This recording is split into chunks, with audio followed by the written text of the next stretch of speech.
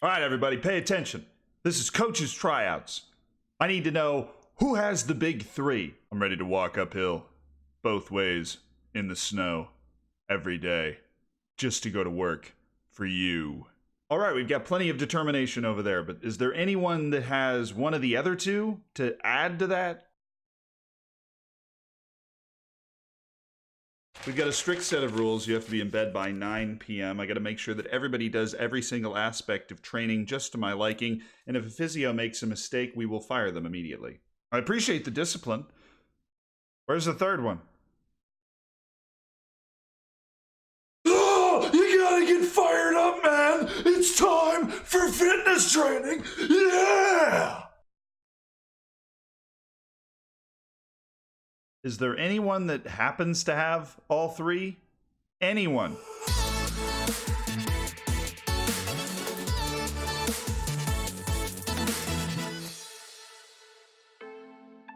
What's up, guys? My name is Zealand for FMBase, and this is a video about how to... Hold on. Everything you need to know when hiring coaches. Probably should have known that before I sat down. I did. I'm just kidding. Before we get into that topic, you might notice that we've got some fancy lights. Cool. That's the whole story. Well, that, and we've got a new camera coming in soon. So this is the last YouTube video filmed with the old camera, if I figure out how to set it up in time. So that's fun. Thank you guys for all the support here and on Twitch. And back to the coaches.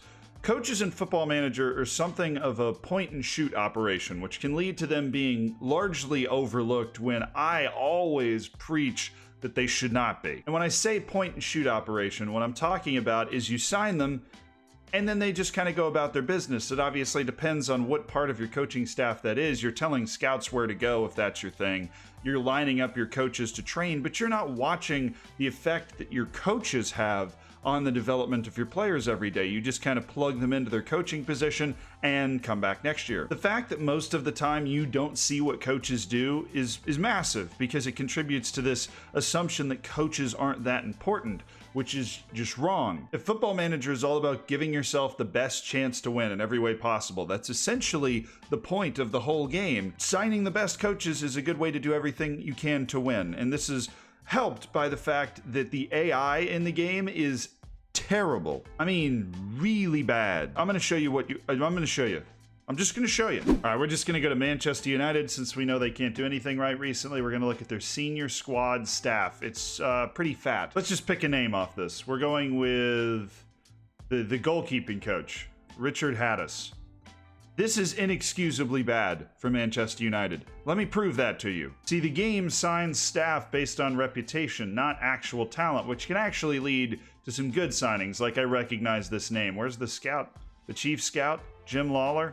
He's amazing. He just happens to be a really good scout, though. He has really high reputation. That's why the game wanted to sign him. But the goalkeeping coach is terrible. So this is in my Twitch save. I'm in Belarus. I'm Bate Borisov. Not much has changed in the way of the world, but my goalkeeping coach is arguably better. He has worse of the big three: determination, discipline, and motivating, but he's a better goalkeeping coach than Manchester United's. Manchester United's. If that's not proof enough that the game is just awful at signing staff when it's left to its own devices, then I don't know what is. And you might be sitting there like, well, the goalkeeping coach is not that important. Why would I care? When a coaching staff member is crucial to the development of your next wonder kid, to the finding of your next wonder kid that you can go and sign, or your next great signing in general, or in something like preventing a massive injury to your developing wonder kid or one of your superstars right before a big match, then all of a sudden how bad the game is at picking those people for you becomes even more important. But guess what?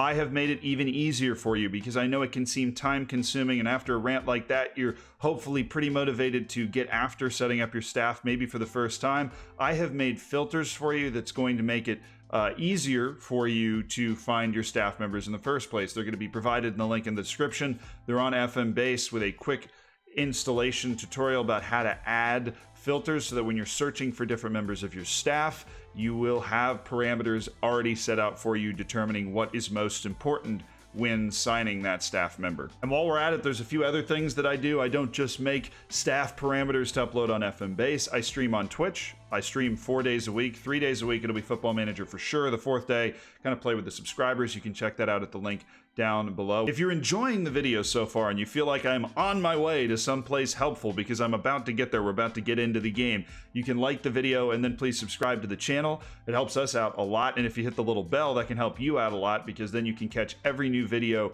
right as it happens. Then there's the last little bit, which is that I made my own YouTube channel. There's nothing on it right now, but I'm sure I'm going to come up with something fun to do on there eventually. So if you want to subscribe to that, that would be awesome so that you can catch what I do when I do it.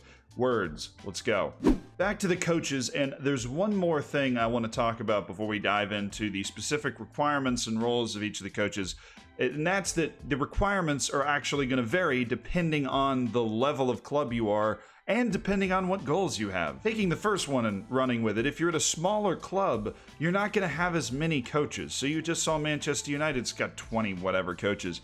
If you're at even a team like Bate Borisov, where I'm playing in the Champions League every year, getting to the third, fourth round qualifying, very respectably sized club, I'm only going to have 5 or 6 coaches, which means I am going to have to find different ways to fill all of the different coaching spots that I have in my team. You know, if I have a goalkeeping coach and a fitness coach, well, then I only have 4 other coaches for 6 training spots. So you've got to find people that are a little more versatile, or you've got to find an assistant manager who can coach in a particular spot, things like that. It'll change the requirements you have. The second part that I mentioned is the different goals that you can have. If you are attempting to bring through a lot of youngsters into the first team, then your first team coaches might have to look at working with youngsters, where most of the time that's not something you're going to consider at all for a first team coach. But if you're really going to do this in an intelligent way and break down what exactly you're looking for in these different roles, you probably need to know what the roles are. So let's do that. I'm back to the corner to talk about what different members of your staff actually do. Yay! We'll be using my Twitch save at the moment, Bate Borisov, to illustrate this point, and we will be starting with the senior staff. On my senior coaching team, you will see that I have actually a wide variety of different types of people. I have a goalkeeping coach, a fitness coach. Each one of them is designated to cover 2 different training areas. My goodness. I'll let you in on the little secret here. Here's where the training areas are. You go to training, coaches, edit coaching assignments. These are the training areas. When I'm talking about, oh, this guy does this, or this goalkeeping coach is filling 2 different things. I got another goalkeeping coach in the reserves, so he doesn't, but the fitness coach is filling 2 different things. That's what I'm talking about. Then you have your assistant coach. This is somebody who, in my opinion, has more variance in what you are going to be looking for than anybody else, because what you want your assistant coach to do will entirely determine what attributes you'll be looking for outside of determination, discipline, and motivating, which for every coach you're going to be looking for. At the bottom of the section, you see we have these 4 coaches. Those are the people that are distributed throughout training, but you'd be misinformed if you thought that was all they did, because there's a backroom staff advice section in staff responsibilities that I think is very useful in reminding me of things and updating me on player developments and staff developments even. In this backroom staff advice section is a little better hidden than it used to be, but you go to responsibilities, staff, and then advice and reports, and you can select people to give you advice on transfers and contracts, scout feedback. I mean, you can read it. It's a very interesting panel. If you didn't know it was there before, this is the other thing your coaches can do for you. Give you advice. What a novel concept. Then the last guy is the head of youth development. The head of youth development is the person that brings in your youth intakes and then largely monitors youth training. Now, you can take the ability for them to monitor youth training away, which is something that I generally do, and then they are solely responsible for bringing in the youth intakes and developing the younger players that are too young to be in the actual game. And then once they get to 16 years old, they get into the game, and that's when the head of youth development's job is basically done. Now we go to the medical section. In here, you're going to have a chief doctor, which you have no ability to hire or fire. That's just somebody that's at the club already. You have a head physio, which is essentially the best physio on the team, and this is determined by the physiotherapy attribute. Gasp! Then you have your sports science department, which works exactly the same way. You get a head of sports science, and then you have other sports scientists, or maybe one sports scientist. If you're a smaller club, this is a section that will not exist. The same as data analysts in the next one. And sports scientists, they're not necessarily physios and taking care of injuries and stretching players out before, but they determine proper workloads and that sort of thing. They're integral in making sure that your team is as healthy as possible. Everybody eat your vegetables. Okay, now to the scouting team. Right there. There's a few more curveballs in the scouting team than there used to be. You have your wall of scouts. Even if you're at a small club, you're going to have multiple scouts. Often you have to be at a semi-pro club before you start seeing like 1 or 2 scouts on a team. And for scouts, you just want people that are obviously they're always going to do the same thing. Scouts almost always do the same thing. You need one scout who has tactical knowledge too, so that they can scout the next opposition for you. This is where FM20's added a couple of staff roles, like Evgeny Melnikov is my technical director. Well, the technical director is somebody in charge of the staff. Like, they're the general manager of just the staff. They give me reports on how the staff is doing, and if you don't want to handle your staff, your technical director will oblige. The general manager is almost like the assistant manager. It's the second most fluid position for me in the entire staff department, because the general manager is essentially like you light. You can give them in the staff responsibilities section the opportunity to sign players, or like I do, I give them the opportunity to sign, negotiate players, but I have the final say on whether to confirm the deals. So if they do a bad deal, I can say no, but if they find a great young player and I'm like, yes, great signing, I'll accept it. General managers can also be set to help negotiate with different players. Like if you don't want to deal with the contracts on your youth team, you can have your general manager do it for you. They have a lot of different options. The data analysts work almost the same as the scouts. They're basically always going to be doing the same thing, so you're always looking at the same attributes. And then your loan manager, you can give as much or as little leeway as possible when it comes to loaning out players. And they will always provide you reports on those loaned out players, which I find particularly helpful.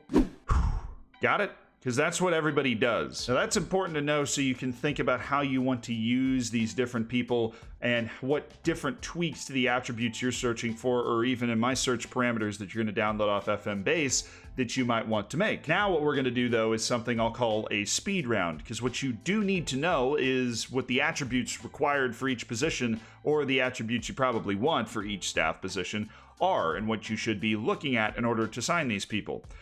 And we're going to do it fast, because ain't nobody got time for that. Just keep in mind that if you ever forget what is required for a staff role, all you have to do is, where am I? Clear? There we go. You click on pick, and then you go highlight key attribute role for technical director. And it will remind you basically everything I'm about to tell you, with 1 or 2 variations. All right, speed round. Go. Click on our staff role here. You go to coaching. If you're looking for a head coach, you're going to want someone who has man management. You're going to want someone who has determination, discipline, and motivating. If they're a youth head coach, which is essentially the only thing you're signing them for, you're going to want someone who has working with youngsters. And of course, if you're a smaller club, you're going to want someone who is able to train in at least a balanced way, a lot of different areas, so that your youth team is able to get decent, balanced training. Man management is the key. It's the key. Assistant coach, I already talked about. What I look for in an assistant coach is somebody that has tactical knowledge and somebody that's going to be able to provide me second opinions on players. So judging player potential and judging player ability. And those can be found right here. Head of youth development, now that's a tricky one, because what you're going to look for is somebody who's good at judging player potential. You're going to look for somebody that has a good reputation, which is bizarre, right? It's not something that I'm recommending to look for in any other position but head of youth development. But the better reputation the person has and the better personality they have, professional, perfectionist, model citizen if you're the luckiest person on the face of the earth, it is more likely that the players that come through your youth academy have that personality. And here's how you find it. We'll go head of youth development, you go Yancho, and in the base skin, the personality is right up here. The reputation is right up here. So you want to try and push the reputation up, push the personality up to a better and better personality, while keeping a good judging player potential, and of course working with youngsters and just generic determination, discipline, and motivating. But I'm valuing much higher potential, reputation, and personality. Next are the coaches. Now the coaches, there are the 6 coaching areas. So those are attacking, tactical and technical, defending, tactical and technical, and then possession, tactical and technical. Attacking, tactical, and technical, it's pretty obvious. You want determination, motivation, discipline, and attacking, tactical, or technical. And then defending is the same way. For possession, it's a little less obvious. You want mental and tactical and mental and technical to be able to coach in those categories. This is outside of the fact that for particular advice purposes, you might want to sign a coach who's just very good at judging player ability and development to give you your backroom advice. That's if you're fortunate. Goalkeeping coach, there's the goalkeeping statistics, attributes. They are attributes. You're just looking for someone with good determination, motivating, discipline, but the goalkeeping attributes are just much more important. And then in fitness coaching, it's just the fitness attribute and then motivating, determination, and discipline, which I'm going to say over and over and over again until you can recite it in your sleep. On your recruitment team, general manager, you're actually going to want to look at something called negotiation. Negotiation's not something that's used for a lot of different roles, but it'll come up here. Then you have judging player ability and judging player potential. And generally, I like to include determination, discipline, and motivating, but it is not as important on a general manager. Determination is the most important out of the three, by the way, so always value that, even if it's like a physio. You want the person with more determination. It's just always important. Actually, physio might be the only situation where it's not. Anyways, for the technical director, they have done us the great favor of including judging staff ability. Negotiating is also a new attribute for this year, by the way, which is fantastic. It used to just be assumed that it was inside man management, but now man management is more morale management stuff. Judging staff ability and negotiating, and then the big three in a lesser extent. For your scouts, there's something else that's important. Judging player ability or judging player potential is important. You like to sign guys that have a lot of both, but sometimes they'll have a lot of one, and that's okay. You only want judging player ability if the player is going to be looking for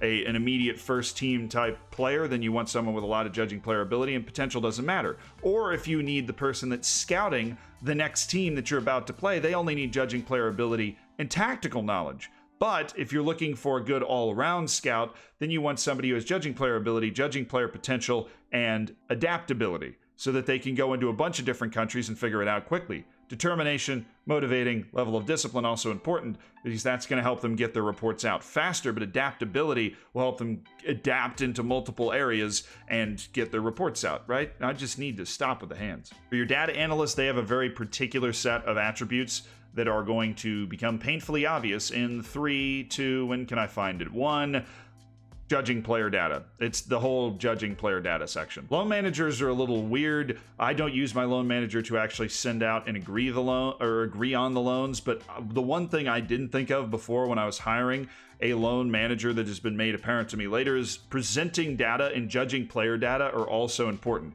because they're basically sitting there analyzing what the player is doing out on loan and presenting that to you. Judging player ability and judging player potential, of course, important. Man management, for me, not important at all, because the loan manager is essentially observing all of the people I have out on loan and not necessarily interacting with them. But if they are interacting with them, then you want man management. You also want negotiating. Negotiating is going to be important because they're going to be making the loan deals. We're almost done, I promise. Physio and sports scientists have very particular attributes, so we shouldn't spend a lot of time on it. There's sports science. It's right next to physiotherapy. And that's all you need to know.